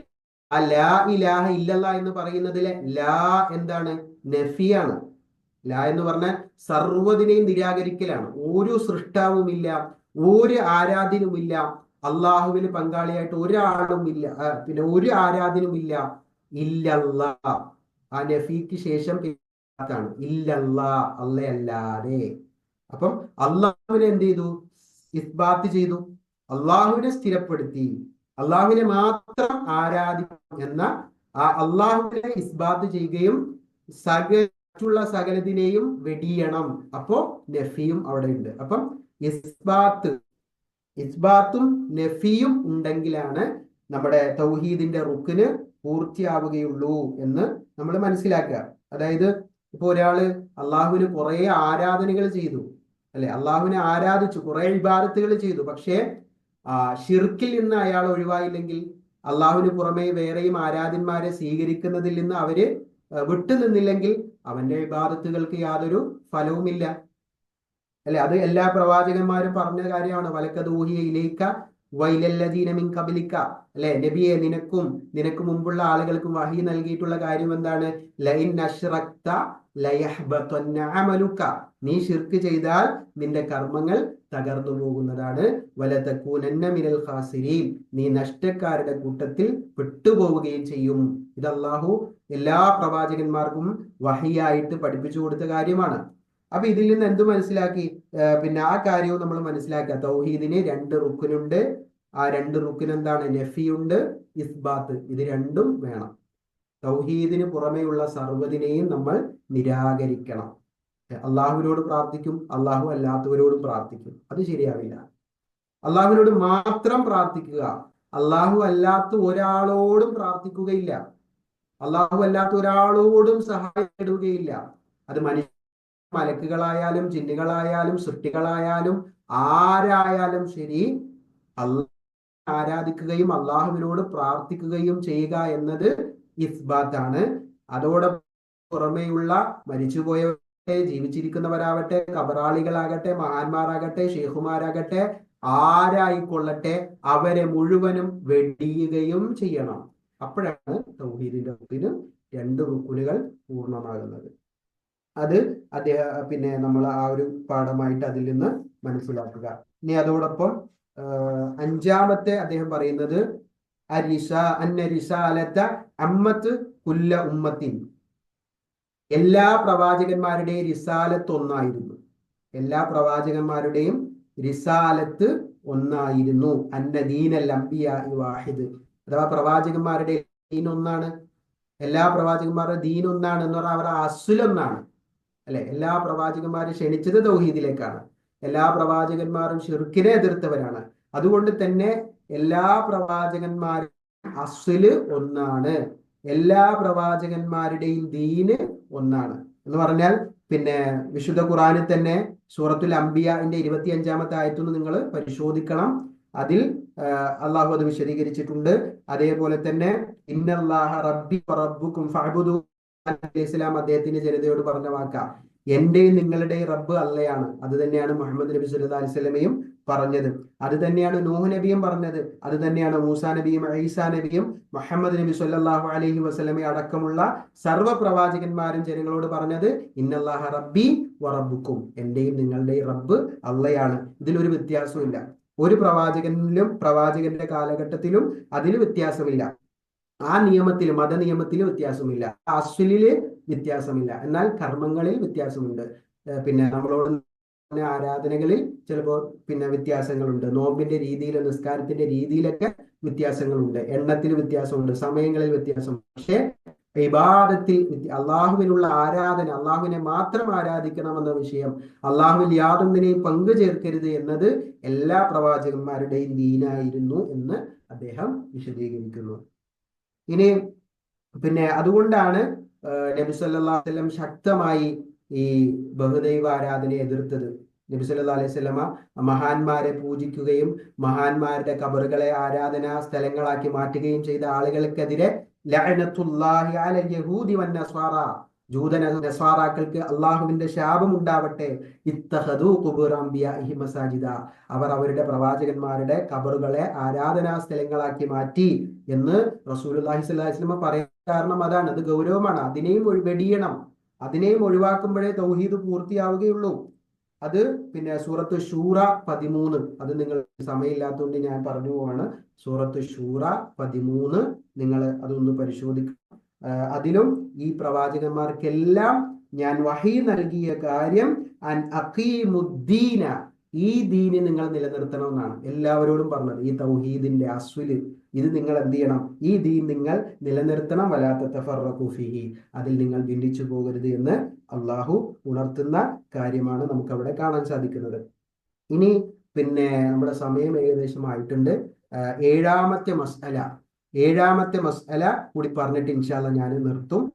7-ാമത്തെ മസ്അലയെ കുറിച്ച് പിന്നെ അൽ മസ്അലത്തുൽ കബീറ എന്നാണ് ഷെയ്ഖ് മുഹമ്മദ് ബിൻ അബ്ദുൽ വഹാബ് അദ്ദേഹത്തിന്റെ ഗ്രന്ഥത്തിൽ പറഞ്ഞത്. അഥവാ ഏറ്റവും വലിയ മസ്അല ഇതാണ്. അതേതാ? അന്ന ഇബാദത്തല്ലാഹി ലാ തഹ്സുലു ഇല്ലാ ബിൽ കുഫ്രി ബിത്താഗൂത്ത്, താഗൂത്തിനെ നിഷേധിക്കൽ കൊണ്ടല്ലാതെ ആളുടെ ഇബാദത്ത് അത് ശരിയാവുകയില്ല. ഫഫീഹി മഅനാ ഖൗലുഹു, അതാണ് അള്ളാഹു പറഞ്ഞ ആ വാക്കിന്റെ ആശയം. ഏത്?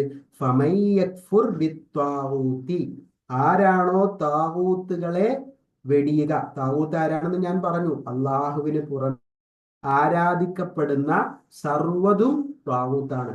അപ്പൊ ആ താഗൂത്തിനെ നിഷേധിക്കണം, താഗൂത്തിനെ ഒഴിവാക്കണം, താഗൂത്തിനെ വെടിയുകയും വയുമിൻ ബില്ലാഹ്, അള്ളാഹുവിൽ വിശ്വസിക്കുകയും ചെയ്യണം. ഫഖദ് ഇസ്തംസക ബിൽ ഉർവത്തിൽ വുസ്ക, അപ്പോഴാണ് അവൻ ആ ബലവത്തായ കയറിനെ മുറുക്കി പിടിക്കുന്നത്. സൂറത്തു ബഖറയുടെ 256 ആയത്താണ്. അപ്പം ഇത് പിന്നെ അദ്ദേഹം തന്നെ ഈ ആയത്തുകൾക്ക് ശേഷം വിശദീകരിച്ച പ്രധാനപ്പെട്ട ചില കാര്യങ്ങളാണ് ഞാൻ സൂചിപ്പിച്ചത്. അതുകൊണ്ട് തന്നെ ഒരാള് ഇമാം ഇബ്നു ഉസൈമീൻ റഹിമഹുല്ലാ ഇതിനെക്കുറിച്ച് പറഞ്ഞത്, ഫമൻ അബദല്ലാഹ വലം യക്ഫുർ ബിത്വാഗൂത്തി, ആരെങ്കിലും അള്ളാഹുവിനെ ആരാധിക്കുകയും താവൂത്തിൽ അവിശ്വസിക്കുകയും ചെയ്തിട്ടില്ലെങ്കിൽ ഫലൈസ ബിമുവഹിദ്, അവനൊരു മുവഹിദല്ല, അവനൊരു ഏകദൈവ വിശ്വാസിയല്ല. വലിഹാദാ ജഅലൽ മുഅല്ലിഫ് റഹിമഹുല്ലാഹ് ഹാദിഹിൽ മസ്അലതു അൽ കബീറ, അതുകൊണ്ടാണ് ഷെയ്ഖ് മുഹമ്മദ് ബിൻ അബ്ദുൽ വഹാബ് ഈ മസ്അലയെ കുറിച്ച് ഏറ്റവും വലിയ മസ്അല, ഏറ്റവും അൽ മസ്അലത്തുൽ കബീറ എന്ന് ഞാൻ പറഞ്ഞ ഈ 7ാമത്തെ മസ്അല, ഏറ്റവും വലിയ മസ്അല എന്ന് ഷെയ്ഖ് ഈ അദ്ദേഹത്തിന്റെ ഗ്രന്ഥത്തിൽ പറയാനുള്ള കാരണം, ലിഅന്ന കസീറൻ മിനൽ മുസ്ലിമീന ജഹിലഹാ ഫീ സമാനിഹി വഫീ സമാനിനൽ ആൻ. അദ്ദേഹം എടുത്തു പറഞ്ഞൊരു പ്രധാനപ്പെട്ട പോയിന്റാണ്. ലിഅന്ന കസീറൻ മിനൽ മുസ്ലിമീന, മുസ്ലിങ്ങളിൽ അധിക ആളുകളും ജഹിലഹാ ഫീ സമാനിഹി, അദ്ദേഹത്തിന്റെ കാലഘട്ടത്തിലും ഇതിനെക്കുറിച്ച് അജ്ഞരാണ്. വഫീ സമാനിനൽ ആൻ, നമ്മുടെ ഈ കാലഘട്ടത്തിലും ഇതിനെക്കുറിച്ച് നമ്മുടെ നാട്ടിലുള്ള അധിക ആളുകളും അജ്ഞരാണ്. എന്ന് പറഞ്ഞാൽ അള്ളാഹുവിനെ ആരാധിക്കും ഇബാദത്തൊക്കെ ചെയ്യുന്ന കാര്യത്തിൽ ഓക്കെയാണ്, പക്ഷെ മറ്റുള്ളതിനെ താവൂത്തുകളെയൊക്കെ വെടിയണം എന്നുള്ള കാര്യത്തിൽ അധിക ആളുകളും അന്നും അജ്ഞരാണ്. എന്ന് പറഞ്ഞാൽ ഷെയ്ഖിന്റെ കാലത്തും അജ്ഞരാണ്, നമ്മുടെ ഈ കാലഘട്ടത്തിലും. ഇമാം ഇബ്നു ഉസൈമീൻ നമ്മുടെ ഈ ആധുനിക കാലഘട്ടത്തിൽ പിന്നെ പണ്ഡിതനാണ്. അദ്ദേഹം പറയാണ് ഈ കാലഘട്ടത്തിലും ആളുകൾ അങ്ങനെ തന്നെയാണ് അല്ലെ. അതുകൊണ്ടാണ് ആളുകൾ പിന്നെ ശവകുടീരങ്ങളിലേക്ക് പോകുന്നത്, തീർത്ഥാടനത്തിന് പോകുന്നത്, നേർച്ചപ്പൂരത്തിലേക്ക് പോകുന്നത്, കൊടികുത്തുകളിലേക്ക് പോകുന്നത്, പിന്നെ ജാറം സന്ദർശിക്കാൻ പോകുന്നത്, അവിടെ നിന്ന് കിട്ടുന്ന എണ്ണയും തേനും മറ്റ് സാധനങ്ങളൊക്കെ ശരീരത്തിലൊക്കെ പൂശി ബർക്കത്തെടുക്കുന്നത്, ആ കബറാളികളോട് പ്രാർത്ഥിക്കുന്നത്, മരിച്ചവരോട് പ്രാർത്ഥിക്കുന്നത്, സഹായം തേടുന്നത്. ഇതെന്തുകൊണ്ടാണ്? ആളുകൾക്ക് അള്ളാഹുവിനെ ആരാധിക്കുക എന്ന വിഷയം പിന്നെ അവര് ഉൾക്കൊള്ളുന്നുണ്ട്, പക്ഷേ ഈ ദുർമൂർത്തികളെ താകൂത്തുകളെ വെടിയണം എന്ന വിഷയത്തിൽ അവർ അജ്ഞരാണ്. അത് വേണ്ട രൂപത്തിൽ അത് അവർ മനസ്സിലാക്കുന്നില്ല, അതിൽ അവർക്ക് പിന്നെ വിജ്ഞാനം കുറവാണ് എന്ന് അദ്ദേഹം പറയുന്നുണ്ട്. വിശുദ്ധ ഖുർആന്റെ ആയത്തും അങ്ങനെയാണല്ലോ, അള്ളാഹുവിനെ കുറിച്ച് മാത്രം പറയപ്പെട്ടാൽ ഹൃദയത്തിൽ ഒരു വല്ലാത്ത അസ്വസ്ഥത പ്രകടിപ്പിക്കുന്ന ആളുകൾ, എന്നാൽ അള്ളാഹു അല്ലാത്തവരെ കുറിച്ച് കൂടി പറയപ്പെട്ടാൽ സന്തോഷിക്കുകയും ചെയ്യുന്ന ആളുകൾ എന്ന് ഖുർആൻ തന്നെ പറഞ്ഞിട്ടുണ്ട്. അപ്പൊ അതുകൊണ്ട് ഈ മസ്അലകളും പ്രധാനപ്പെട്ടതാണ്. നമ്മൾ കാര്യങ്ങൾ പഠിക്കുക ഇൻഷാ അല്ലാഹ്. നമ്മൾ ഇന്ന് പറഞ്ഞ കാര്യങ്ങളെ കുറിച്ചൊക്കെ ഉള്ള ഒരു ഷോർട്ട് നോട്ട് നിങ്ങളുടെ ഗ്രൂപ്പിൽ ഇട്ട് തരുന്നതാണ്. അതുമായി ബന്ധപ്പെട്ട വർക്കുകൾ, പറയുന്ന വർക്കുകൾ നിങ്ങൾ ചെയ്യണം ഇൻഷാ അല്ലാഹ്. ഗ്രൂപ്പിൽ നിങ്ങളുടേതായ പ്രതികരണങ്ങൾ ഉണ്ടാകണം. ഈ സൂമിൽ നമ്മളെ കൂടുതൽ സമയം നഷ്ടപ്പെടാതിരിക്കാനാണ് നിങ്ങളോട് അങ്ങോട്ടും ഇങ്ങോട്ടും ഇന്ററാക്ഷൻ ഒന്നും നടത്താതിരുന്നത്. ആവശ്യമാണെങ്കിൽ ഇൻഷാ അല്ലാഹ് വരുന്ന ക്ലാസ്സുകളിൽ ആ രൂപത്തിൽ നമുക്ക് പോകാം. ഏതായാലും അള്ളാഹു ഈ ദീന് കൃത്യമായി പഠിക്കാൻ, ഈ തൗഹീദ് കൃത്യമായി പഠിക്കാൻ, നമ്മുടെ ജീവിതത്തിൽ അതിനെ സ്ഥൈര്യത്തോടെ ഉറപ്പിച്ചു നിർത്താനും തൗഹീദിന് വിരുദ്ധമായ എല്ലാ കാര്യത്തോടും വെറുപ്പും വിയോജിപ്പും പ്രകടിപ്പിക്കാനും അതിൽ നിന്ന് മാറി നിൽക്കാനും അള്ളാഹു നമുക്കൊക്കെ തൗഫീഖ് നൽകുമാറാകട്ടെ. വആഖിറു ദഅവാനാ അൽഹംദുലില്ലാഹി റബ്ബിൽ ആലമീൻ. അസ്സലാമു അലൈക്കും വറഹ്മത്തുള്ളാഹി വബറകാതുഹു.